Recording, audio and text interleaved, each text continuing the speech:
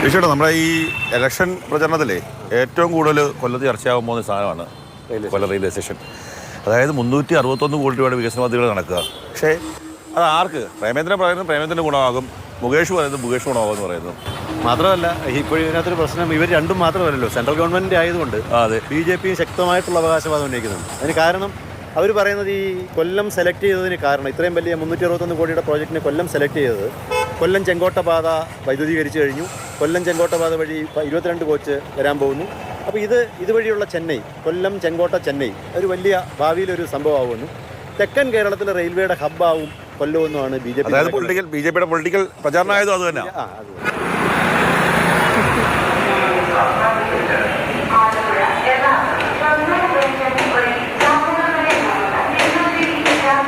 തീർച്ചയായിട്ടും അതായത് ഈ സംസ്ഥാനം അവകാശവാദം ഉന്നയിക്കുന്നതിന് കാര്യമുണ്ട്. ഇപ്പം റെയിൽവേ സ്റ്റേഷൻ വികസനത്തിൻ്റെ ഭാഗമായിട്ട് പല സ്ഥലങ്ങളും ഏറ്റെടുത്ത് കൊടുത്തത് സംസ്ഥാന സർക്കാരാണ്.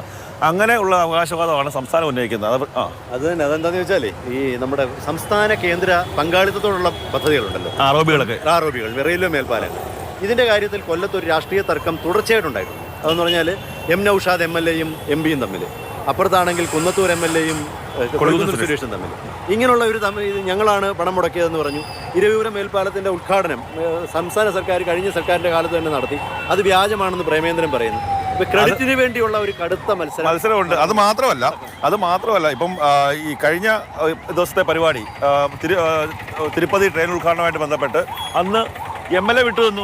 എന്നിട്ട് ഇത് അങ്ങോട്ടും ഇങ്ങോട്ടും രാഷ്ട്രീയ വാക്കുപോരായിട്ട് മാറി. അത് തെരഞ്ഞെടുപ്പിലെ ക്രെഡിറ്റ് ഏറ്റെടുക്കാൻ വേണ്ടിയുള്ള, ഞങ്ങളാണ് കൊണ്ടുവന്നുള്ള ക്രെഡിറ്റ് ഏറ്റെടുക്കാൻ വേണ്ടിയാണ്. ക്രെഡിറ്റിന്റെ കാര്യത്തിൽ ജനം തീരുമാനിക്കട്ടെ, അല്ലെങ്കിൽ അതേ ഉള്ളൂ.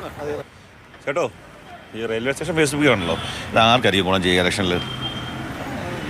LDF ഗുണം ചെയ്യും, മുകേഷിന് ഗുണം ചെയ്യും. ചേട്ടാ, ഈ റെയിൽവേ സ്റ്റേഷൻ ഫേസ്ബുക്കിലാണല്ലോ, ആർക്കായിരിക്കും ഇലക്ഷൻ ഗുണം ചെയ്യുക? ഇലക്ഷൻ എങ്കിൽ പ്രേമേന്ദ്രൻ.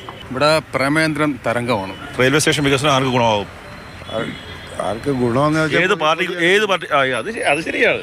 ഏത് പാർട്ടിക്ക് ഗുണമാകും ഇലക്ഷനിൽ? BJPക്ക് ഗുണമാകും.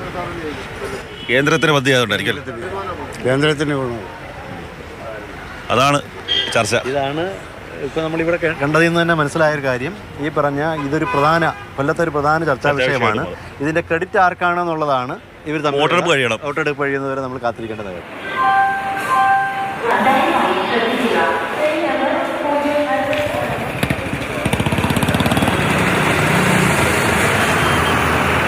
അതായത് ഏത് രാഷ്ട്രീയ പാർട്ടിക്കാരും ക്രെഡിറ്റ് കൊണ്ടുപോകാൻ തീരുമാനിച്ചാലും 2-3 വർഷത്തിനുള്ളിൽ ഒരു ഗംഭീര railway station, A class railway station കിട്ടും.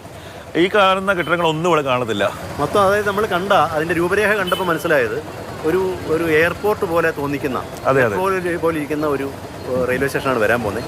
മാത്രമല്ല ഭയങ്കര സ്പീഡിലാണ് പണി നടക്കുന്നത്. ഈ 361 കോടിയുടെ വികസനം എന്ന് പറയുന്നത് പെട്ടെന്ന് നമുക്ക് കണ്ടുകൊണ്ടിരിക്കുന്ന സമയത്താണ് പണികളും ഉയർന്നു വന്നുകൊണ്ടിരിക്കുന്നത്. അതായത് ആരൊക്കെ ക്രെഡിറ്റ് കൊണ്ടുപോയാലും നമ്മുടെ നാടിന് നല്ലൊരു വികസനം ഉണ്ടായിരുന്നു. ഇതിൻ്റെ റിസൾട്ട് ഉണ്ടാകും.